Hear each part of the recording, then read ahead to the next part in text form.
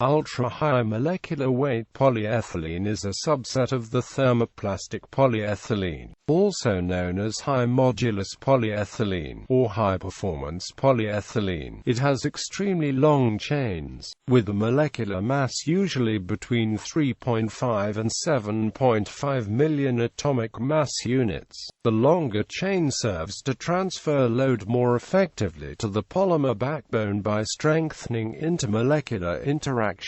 This results in a very tough material with the highest impact strength of any thermoplastic presently made. UHMWPE is odorless, tasteless, and non-toxic. It is highly resistant to corrosive chemicals except oxidizing acids, has extremely low moisture absorption and a very low coefficient of friction, is self-lubricating, and is highly resistant to abrasion, in some forms being 15 times more resistant to abrasion than carbon steel. Its coefficient of friction is significantly lower than that of nylon and acetal, and is comparable to that of polytetrafluoroethylene. But UHMWPE has better abrasion resistance than PTFE. Development. Polymerization of UHMWPE was commercialized in the 1950s by Archery, which changed names over the years. Today UHMWPE powder materials, which may be directly molded into a product's final shape, are produced by Tikona, Braskem, DSM and Mitsui. Processed UHMWPE is available commercially either as fibers or in consolidated form, such as sheets or rods. Because of its resistance to wear and impact, UHMWPE continues to find increasing industrial applications, including the automotive and bottling sectors. Since the 1960s, UHMWPE has also been the material of choice for total joint arthroplasty and orthopedic and spine implants. UHMWPE fibers, commercialized in the late 1970s by the Dutch chemical company DSM, are widely used in ballistic protection, defense applications, and increasingly in medical devices. Structure and properties.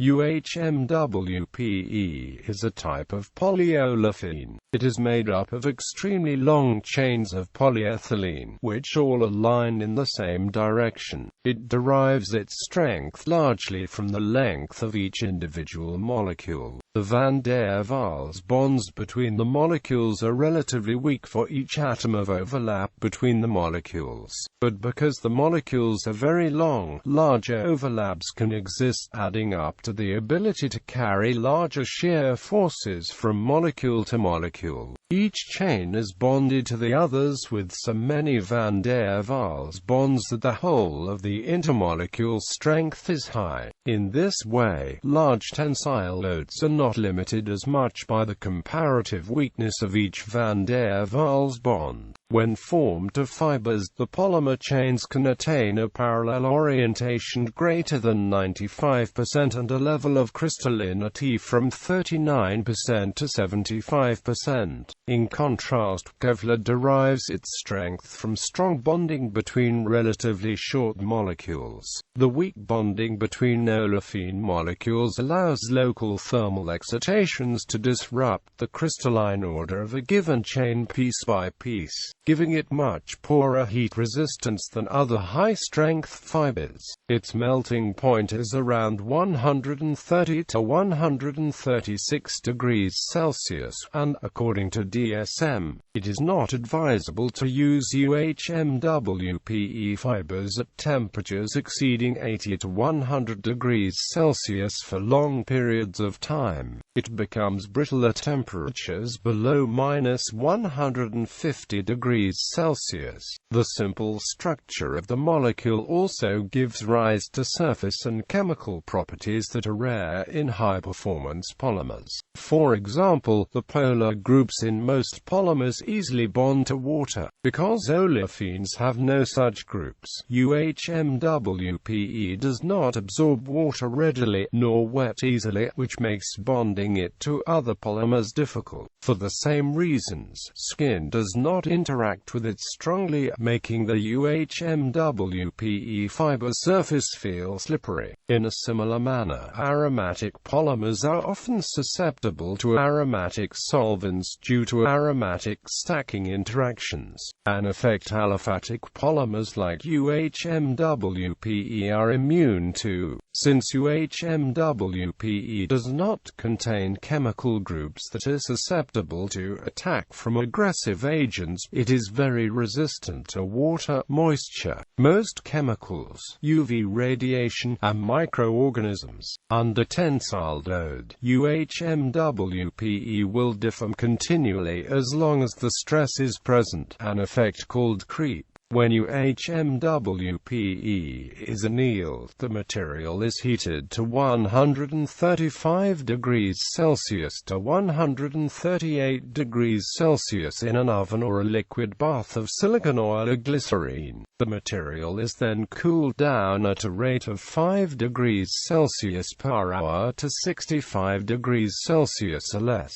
Finally, the material is wrapped in an insulating blanket for 24 hours to bring to room temperature. Production. Ultra-high molecular weight polyethylene is synthesized from monomer of ethylene, which are bonded together to form the base polyethylene product. These molecules are several orders of magnitude longer than those of familiar high-density polyethylene due to a synthesis process based on metallocene catalysts, resulting in UHMWPE molecules typically having 100,000 to 250,000 monomer units per molecule each, compared to HDPE's 700 to 1,800 monomers. UHMWPE is processed variously by compression molding, ram extrusion, gel spinning, and sintering. Several European companies began compression molding UHMW in the early 1960s. Gel spinning arrived much later and was intended for different applications. In gel spinning, a precisely heated gel of UHMWPE is extruded through a spinneret. The extrudate is drawn through the air and then cooled in a water bath. The end result is a fiber with a high degree of molecular orientation, and therefore exceptional tensile strength. Gel spinning depends on isolating individual chain molecules in the solvent so that intermolecular entanglements are minimal. Entanglements make chain orientation more difficult, and lower the strength of the final product. Applications. Fiber Dyneema and Spectra, a lightweight, high-strength oriented strand gel spun through a spinneret. They have yield strengths as high as 2.4 gigapascals and specific gravity as low as 0.97. High-strength steels have comparable yield strengths, and low-carbon steels have yield strengths much lower. Since steel has a specific gravity of roughly 7.8, this gives strength-to-weight ratios for these materials in a range from 8 to 15 times higher than steel. Strength-to-weight ratios for Dyneema are about 40% higher than for aramid. Dyneema was invented by Albert Pennings in 1963 but made commercially available by DSM in 1990. UHMWPE fibers are used in armor, in particular personal armor, and on occasion as vehicle armor, cut-resistant gloves, bowstrings, climbing equipment, fishing lines, spear lines for spear guns, high-performance sails, suspension lines on sport parachutes and paragliders, rigging and yachting, kites, and kites lines for kite sports. Spectra is also used as a high-end wakeboard line. For personal armor, the fibers are, in general, aligned and bonded into sheets, which are then layered at various angles to give the resulting composite material strength in all directions. Recently developed additions to the U.S. military's interceptor body armor, designed to offer arm and leg protection, are said to utilize a form of Dyneema fabric. Dyneema provides puncture resistance to protective clothing in the sport of fencing. Spun UHMWPE fibers excel as fishing line, as they have less stretch, are more abrasion resistant, and are thinner than traditional monofilament line. In climbing, cord and webbing made of combinations of UHMWPE and nylon yarn have gained popularity for their low weight and bulk, though, unlike the nylon counterparts, they exhibit very low elasticity, making them unsuitable for limiting forces in a fall. Also, low elasticity translates to low toughness. The fiber's very high lubricity leads to poor knot-holding ability, and has led to the recommendation to use the triple fisherman's knot rather than the traditional double fisherman's knot in 6mm UHMWPE cord to avoid a particular failure mechanism of the double fisherman's, where first the sheath fails at the knot, then the core slips through. Ships, hawsers and cables made from the fiber float on sea water. Spectra wires, as they are called in the towboat community, are commonly used for face wires as a lighter alternative to steel wires. It is used in skis and snowboards, often in combination with carbon fiber, reinforcing the fiberglass composite material, adding stiffness and improving its flex characteristics. The UHMWPE is often used as the base layer, which contacts the snow and includes abrasives to absorb and retain wax. It is also used in lifting applications for manufacturing low-weight and heavy-duty lifting slings. Due to its extreme abrasion resistance, it is also used as an excellent corner protection for synthetic lifting slings. High-performance lines for sailing and parasailing are made of UHMWPE due to the low stretch, high strength, and low weight. Dyneema was used for the 30-kilometer space tether in the ESA Russian young engineers satellite tour of September 2007. In archery, UHMWPE is widely used as a material for bowstrings. The low creep and stretch of the materials compared to, for example, Dacron. Besides pure UHMWPE fibers, most manufacturers use blends to further reduce the creep and stretch of the material. In these blends, the UHMWPE fibers are blended with, for example, Vectron sheet. UHMWPE sheet has been used as synthetic ice in ice rinks where ambient temperatures or energy costs make it impractical to create and maintain normal ice. The material's resistance to cutting and abrasion make it highly suitable for this application. UHMWPE sheet is also cut into small blocks to be used as a brake pad material for mountain bike trials rim brakes. The material's combination of flexibility and abrasion resistance allows it to run on a roughened rim surface to lock the braked wheels extremely securely when the brake is pulled, while still wearing at a slower rate than more common bicycle brake pad materials. Medical UHMWPE has a clinical history as a biomaterial for use in hip, knee, and for spine implants. An online repository of information and review articles related to medical-grade UHMWPE, known as the UHMWPE lexicon, was started online in 2000. Joint replacement components have historically been made from resins. These powder materials are produced by Ticona, typically converted into semi-forms by companies such as Quadrant and Orthoplastics, and then machined into implant components and sterilized by device manufacturers. UHMWPE was first used clinically in 1962 by Sir John Charnley and emerged as the dominant dominant bearing material for total hip and knee replacements in the 1970s. Throughout its history, there were unsuccessful attempts to modify UHMWPE to improve its clinical performance until the development of highly cross-linked UHMWPE in the late 1990s.